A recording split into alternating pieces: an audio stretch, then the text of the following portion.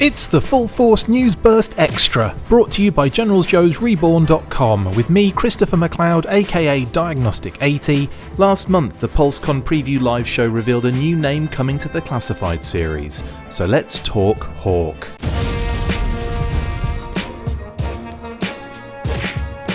Alright, we are back once again for the Renegade Master to continue our speculative deep dives into characters who have had name-only reveals so far for the Classified series. Last episode I discussed Tripwire, who had been dropped during the PulseCon preview show last month, and the next one on my list was also revealed at the same time: Hawk. Clayton M. Abernathy was one of those file names that stood out and for some reason was very memorable, a name that demanded respect and was therefore a perfect fit for the Joe's General Hawk. Now, in terms of the Classified series, we have a conundrum to figure out here.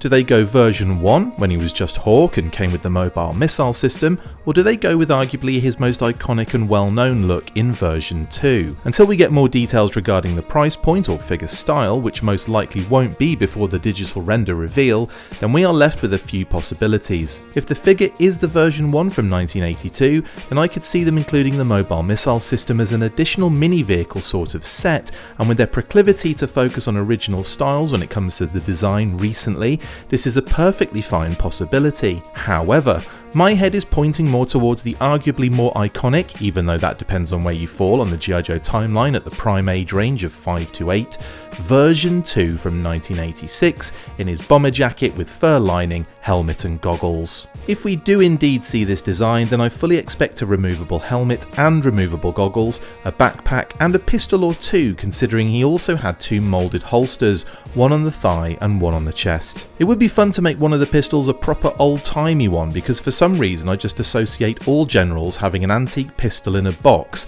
that they only bring out for the protagonist in the movie at the time when they need to go old school in the plot. I would expect the jacket to be a secondary element with new arms and so on, just to get that puffy jacket styling. For this design, he would almost certainly be a standard retail figure and come in a lot cheaper than our version 1 with a mobile missile system. I should clarify that they could also do the version 1 as a standard release and not give him the MMS at all, but it would be a wasted opportunity for me, especially when the figure is a tad bland without the additional items. Okay, so that's where I stand currently on the expectations for Hawk. However, there are a few more versions they could indulge us with.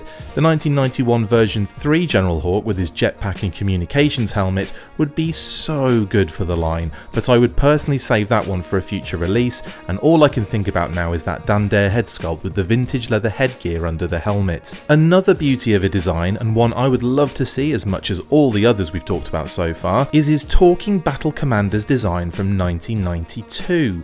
Yet another new piece of headgear, and he's rocking shades now, not to mention that striking red and tan deco. Just phenomenal. I wouldn't expect talking backpacks, but it would be fun if they did something special for those releases to, at the very least, acknowledge the past. Of course he's had a few more, but I'm not expecting Star Brigade just yet, nor do I imagine they will revisit the rather cool update he got in Pursuit of Cobra. No, for me right now, I would love to see the version 2, and then give me all the others in good time. The funny thing is, it seems to be more a case of what they do first, rather than a concern that they will never get to something. I could see them using the majority of a version 2 design for the Talking Battle Commanders as well anyway. It would only need a new head and deco and boom. Anyway, what are you guys expecting? What version do you think they will do? Mobile missile system or standard release? Would Star Brigade be one small step for Hawk but one giant leap for classified collectors? Let me know in the comments below, because what you have is an order, Action Force. Okay then, I will catch you on the next one. Got a few more of these extra bursts lined up and then a pre-recorded weekly episode on Saturday. Stay fresh cheese bags, and as always, full force. That's it for this instalment of the Full Force News Burst Extra. Thank you for watching, make sure to like, comment and subscribe. See you next time, and as always, full force.